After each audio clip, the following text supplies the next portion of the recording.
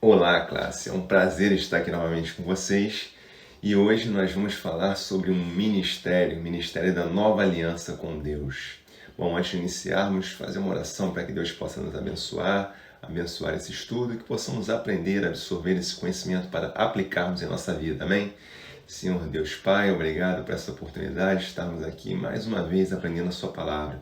Que o Teu Espírito Santo toque nos nossos corações e que o nosso entendimento possa ser perfeito, de modo a colocarmos em prática tudo aquilo que o Senhor vai nos ensinar hoje. É o que eu te peço, em nome de Jesus. Amém. Bom, então, como eu estava falando, o texto que eu vou falar hoje está em 2 Coríntios, capítulo 3, versículo 4 a 18. Esse texto, ele fala sobre a aliança, a nova aliança, e faz uma comparação entre o ministério da lei no Antigo Testamento e o ministério do Evangelho no Novo Testamento. Paulo começa por defender o seu apostolado contra a acusação de que ele não tinha carta de recomendação de Jerusalém. Ele dá então aos Coríntios uma descrição de que, na verdade, o seu ministério já é uma carta. Ele já tem um ministério que justifica essa carta, que não seria necessário ter essa carta. E ao declarar a legitimidade do seu ministério, ou seja, com Coríntios, ele diz que não precisa de uma carta de recomendação de alguma pessoa. Afinal, ele já tem essa carta, a qual consiste nas pessoas do próprio povo de Coríntios, certo? O próprio povo de Coríntios. E todos devem ter visto essa mudança na vida deles. Era uma mudança que acontecia ali no dia a dia e todos viam o bom trabalho que Paulo fez no coração deles. Essa carta, diz Paulo, essa carta foi primeiramente escrita no coração deles. Ela é lida por todos através da vida de Coríntios, pelo dia a dia, pela conduta, pelo comportamento. E quem que enviou essa carta? Cristo, né? Vem da parte dele, não do apóstolo. Paulo se vê como um mero instrumento. Ele passa a lembrar a lei do Antigo Testamento e ele mostra que, naquela época, essa lei foi escrita em pedra. E o ministério dele é muito melhor que isso, porque está escrita em tábuas de carne, isso é, nos corações. No versículo 3 você vê claramente isso. Deus ele prometeu, havia muito tempo, que colocaria sua lei no íntimo deles e escreveria em seus corações. Isso está em Jeremias 31 e 33. E se você parar para pensar, o que seria um coração de pedra e não de carne? Bom, é o amor de Cristo em nós, né? Essa profecia se cumpriu com o Espírito Santo agindo em nossas vidas. É importante aqui também destacar que Paulo não está menosprezando ou se desligando da lei de qualquer forma. A lei moral, ela é importante e não pode ser desconsiderada.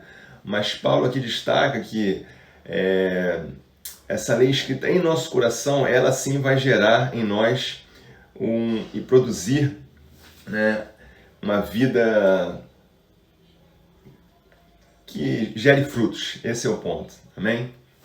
Bom, e qual que é o segredo de um segredo bem-sucedido? O segredo do ministério de Paulo, por exemplo. Ele não é um ministério que teve resultado por conta de uma competência natural, mas ele tinha um agir de Deus ali a todo tempo, ajudando e provendo Paulo nas diversas e adversas situações possíveis do dia a dia. Paulo estava sempre sendo ali, recebendo esse amparo de Jesus.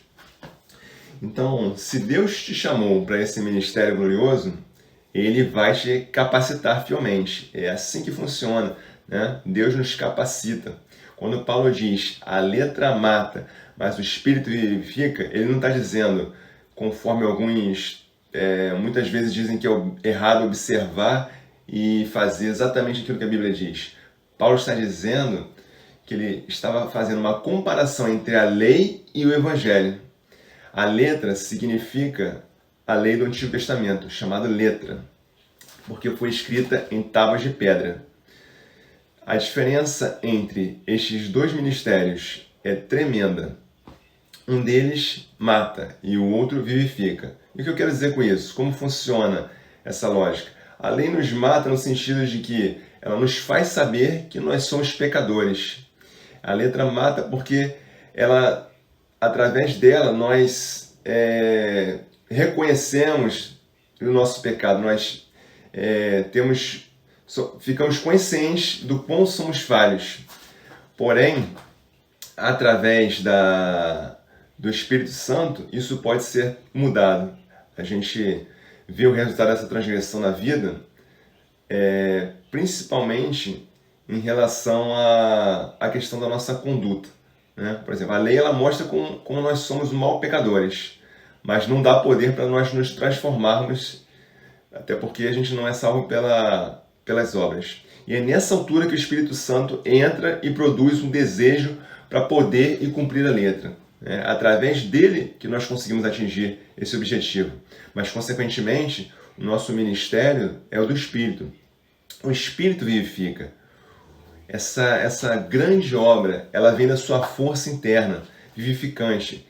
Ela entra no coração do pecador e o vivifica. Ela gera uma transformação de modo a vida se tornar diferente. Você vê os frutos na pessoa. Então, nós temos que ter cuidado, pois nós não devemos pensar que a antiga aliança só continha letra e nada de específico ao Espírito em si.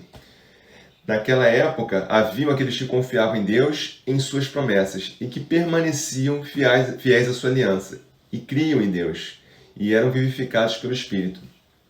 Isto, porém, não era comum. Eram poucas pessoas que tinham esse privilégio. A gente vê isso em diversos versículos da Bíblia. Mas hoje, nós temos uma situação diferente. O Espírito Santo nos proporcionou ter acesso direto a Deus, nos proporcionou ter essa aliança, assim como havia no Antigo Testamento, mas de uma forma muito mais acessível, entende? E é incrível isso, a gente poder ter esse acesso, né, que antes era tão restrito. Então, cabe a nós buscar isso. E a glória da primeira aliança, ela era tão grande que as pessoas tinham que cobrir, desviar o seu olhar por não poder contemplar o rosto de Moisés, para você ter ideia. Tanta glória, mas ao mesmo tempo era um ministério de morte. Esta glória, no entanto, ela não haveria de durar. Ela era temporária. A intenção de Deus era que outra glória muito maior substituísse essa do Antigo Testamento. E essa glória da graça de Cristo veio trazer uma transformação muito grande em relação ao acesso que nós podemos ter a Deus, que no Antigo Testamento era tão restrito. Porque através da morte de Cristo nós temos o perdão dos nossos pecados e com isso temos acesso a essa justificação. O Espírito Santo habita em nós e nos possibilita a ter esse acesso direto a Deus. E nos assemelha com Cristo. Esse é um ministério que perdura. Então, como que funciona isso? Um ministério de uma nova aliança? Bom, em Êxodo 33, 34 e 35, nós lemos frequentemente que Moisés falava com os filhos de Israel, cobria o seu rosto com véu. Os israelitas não podiam olhar para ele diretamente por muito tempo, por conta da glória divina que era refletida em Moisés. Deus, portanto, não quis revelar toda a sua glória. Moisés usava o véu como parágrafo. Como é que eu posso dizer? Ele usava tudo isso para mostrar ao povo a mudança que era necessária. Hoje não existe nenhum véu, todos podem contemplar a glória de Cristo, sem interrupção. Mesmo assim, acautelem-se os principiantes da nova aliança. Por quê? Há a possibilidade do endurecimento do coração, mesmo no momento da graça. Se essa pessoa endurecer o seu coração, a gloriosa revelação divina será rejeitada. E isto em escala maior, pois esta glória é maior do que a glória da antiga aliança. Esta é permanentemente glória de Cristo. Ora, o Senhor é o Espírito, e onde está o Espírito, está também a liberdade. 2 Coríntios 3,18 fala sobre isso. Quando alguém se volta para o Senhor, volta-se também ao Espírito. E isso significa também liberdade. O Espírito traz liberdade que os judeus não tinham. A liberdade da escravidão espiritual. Em Gálatas 5,1, Paulo diz: para a liberdade espiritual foi que Cristo nos libertou. Esta liberdade faz-nos livres da condenação da lei. Significa ser livre do medo, do pecado e do mundo. E não liberdade para pecar. Importante ter essa distinção, esse entendimento. Não liberdade para fazer o que queremos, mas sim para fazer aquilo que devemos. É o dom da graça de Deus, mediante o qual temos o querer e o poder para rompermos com a sua ressurreição. Ressurreição ao pecado e viver a nossa vida para Deus. Amém? Bom, chegamos ao fim, então, no versículo 3, capítulo 3, versículo 18, ao clímax do capítulo, digamos assim. Podemos ver um ministério glorioso, um ministério de transformação. Paulo lista 3 elementos desta transformação. O primeiro deles, contemplar o Senhor, contemplar o Evangelho e nele confiar e ver a Cristo. Paulo diz, contemplando como pois um espelho a glória do Senhor, a melhor interpretação seria refletindo como por um espelho a glória do Senhor. Paulo está dizendo aqui que o seu ministério é glorioso, porque pode contemplar seu Salvador e assim refletir a sua glória para os outros. No Antigo Testamento, só Moisés podia contemplar a glória do Senhor, a glória de Deus. Mas agora, todos os crentes podem experimentar desse privilégio. Esse é o grande privilégio da Nova Aliança. Todos podem ver a Deus. Todos podem ter acesso a Deus. O segundo ponto fala sobre como devemos ser um reflexo de Cristo. Nós não devemos somente olhar para a glória de Cristo, mas nós devemos refletir essa glória a outras pessoas. De que forma? À medida que o cristão continua a contemplar a glória de Cristo, a vida de Jesus começa a ser reproduzida nele e através dele. Se é para o mundo ver a Cristo, será somente através da nossa vida, não é verdade? Então, diante do nosso testemunho para com os outros, nossa vida e nosso testemunho é um reflexo da glória do Evangelho de Cristo. E o terceiro ponto para fechar, Paulo fala sobre uma vida de transformação. Todos nós, com o rosto desvendado, contemplando como por espelho a glória do Senhor, somos transformados de glória em glória. Amém? Versículo 18 fala sobre isso, no capítulo 3.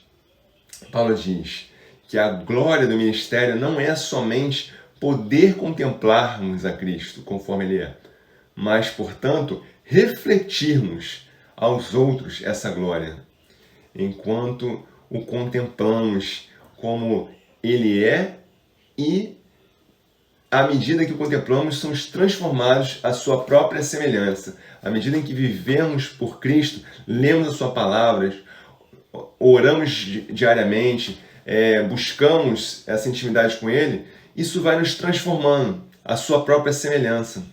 E esse processo é uma restauração da imagem de Deus em nós, que foi corrompida pela queda do homem.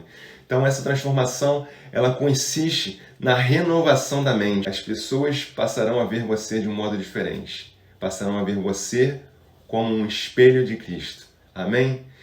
Tome essa palavra como uma verdade, coloque ela em seu coração e a pratique, porque Deus tem algo maior para a sua vida.